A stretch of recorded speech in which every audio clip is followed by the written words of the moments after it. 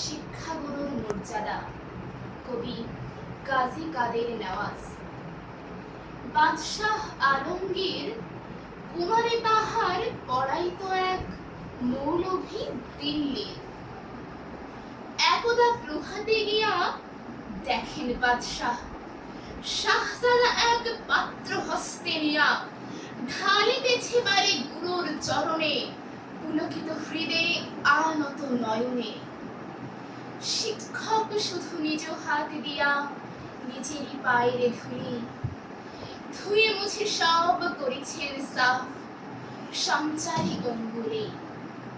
শিক্ষক মৌলভী ভাবিলেন আজ বিস্তার নাহি, যায় বুঝি তার সবই।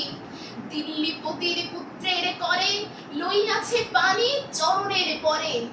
স্পর্ধার কাজ হেন অপরাধ কে করেছে কোন কালে।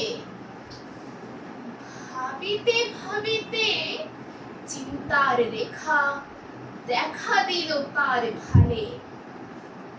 হঠাৎ কি ভাবে উঠে কহিলেন আমি ভয় করি না কো, যায় যাবে শির টুটি। শিক্ষক আমি শ্রেষ্ঠ সবার, দিল্লির পতি সে তো কোন ছাড়। ভয় করি না কো, ধারি না কো ধার, মনে আছে মোর বল। বাদশাহ শুধালে শাস্ত্রের কথা, শোনাবো অনর্গল।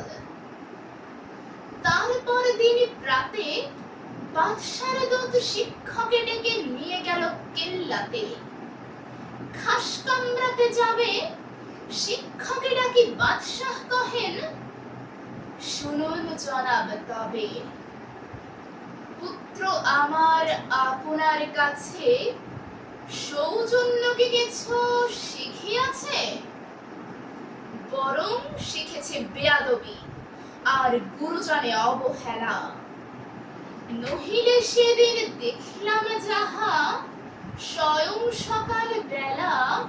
শিক্ষকগণ যাব না, আমি বুঝিতে পারিনি হায় কি কথা বলিতে আজকে আমায় ডেকেছেন নিরালায়।